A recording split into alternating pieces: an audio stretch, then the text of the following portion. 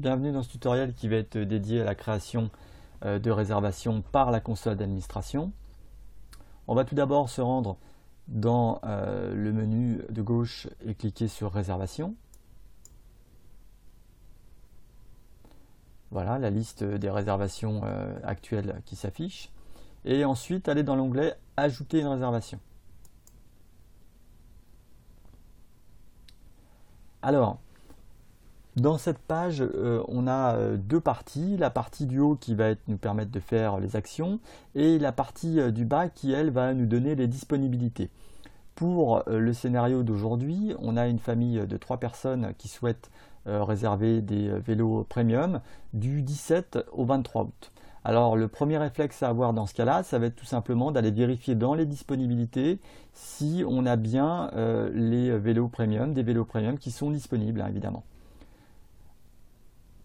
On va donc aller dans le petit agenda, juste ici, avec le début de la période qui va être donc le 17.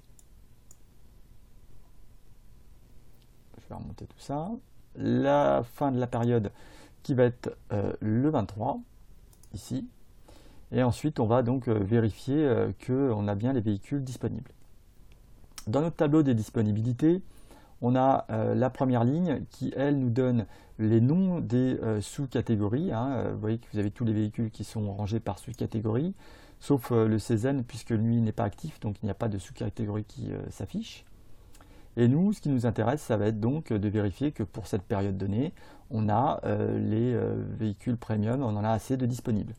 On va donc faire un petit scroll sur la droite et vérifier, les premiers premiums sont ici, qu'on a des immatriculations qui sont disponibles.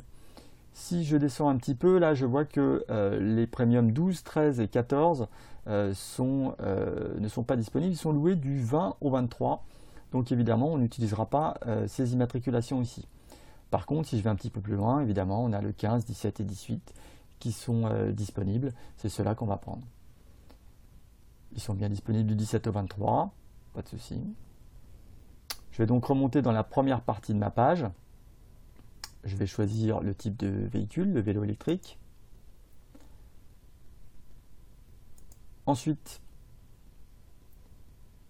le SEV Premium avec les immatriculations 15, 17, 18, 15, 17, 18, que je choisis. En cliquant sur le côté, ça ferme cette partie-là. La durée de la location, c'est bien en journée, hein, c'est pas des demi-journées. On peut aussi choisir des demi-journées si c'était le cas, mais dans notre scénario, c'est vraiment plusieurs jours. Hein. Ensuite, la période, on avait dit du 17 au 23.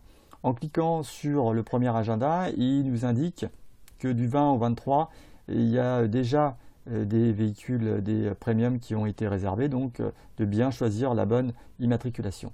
On va choisir donc le 17 et pour la période, pour la fin, le 23. Et puis ensuite, la dernière action, vous voyez que là, le prix s'est déjà mis à jour.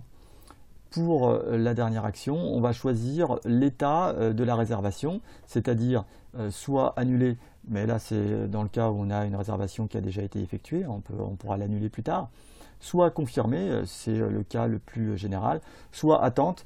Attente, c'est pas réellement une réservation, hein. Ça permet tout simplement de noter quelque chose sans bloquer les immatriculations qui s'en suivent. Si jamais ça peut vous être utile hein, de faire ce type de donner ce type d'état à la réservation comme attente. Hein. Dans ce cas-là, la réservation va apparaître en jaune et non pas en vert hein, lorsqu'elle n'est pas confirmée. En jaune, ça signifiera que vous avez quelqu'un qui a réservé des véhicules pour une période donnée, mais qui n'a pas fait de confirmation. Hein. Ça peut vous permettre de gérer ça, par exemple, si vous souhaitez que le client règle avant lorsqu'il fait sa réservation. parce que le client n'est pas sûr que c'est la bonne période, il souhaiterait juste savoir s'il y a des disponibilités. Ça vous permet de réserver sans bloquer définitivement les véhicules et donc de les louer à quelqu'un d'autre si jamais quelqu'un vient faire une réservation confirmée. Alors donc, dans notre cas présent, pour notre famille de 3, on a un état confirmé puisqu'ils sont sûrs que c'est la période qu'ils vont prendre et que c'est bien les 3 véhicules qu'ils vont prendre. On va cliquer sur enregistrer.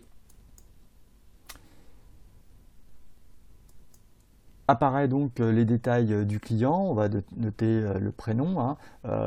Évidemment on va prendre, je sais pas, allez hop, un petit prénom à la mode. Kevin, c'est à la mode? Non, c'est plus à la mode, tant pis, on va mettre Kevin. Le nom de famille, on va mettre Toto, il est déjà venu. On va mettre Lulu, il n'est jamais venu Lulu. Évidemment l'adresse email, lulu@lulu.com.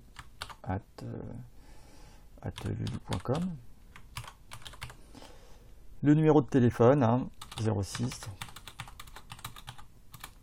Voilà, une fois qu'on a terminé cette partie-là, il suffit d'enregistrer pour que la réservation soit effective, hein. Elle apparaît bien dans notre onglet des réservations. On a bien Lulu avec son numéro de téléphone, le montant total, le statut, hein, c'est bien confirmé. Et on peut éventuellement, mais ça sera pour le prochain tutoriel, modifier la réservation, hein. Si on veut vérifier les disponibilités, hein, on peut retourner sur notre petit tableau des disponibilités et puis jeter un coup d'œil pour voir si tout a bien été effectué pour la famille Lulu. Voilà, du 17 au 23, on a bien la famille Lulu qui a réservé 3 SEV Premium, les 15, 17 et 18 comme immatriculation, de 9h le 17 à 18h le dimanche 23.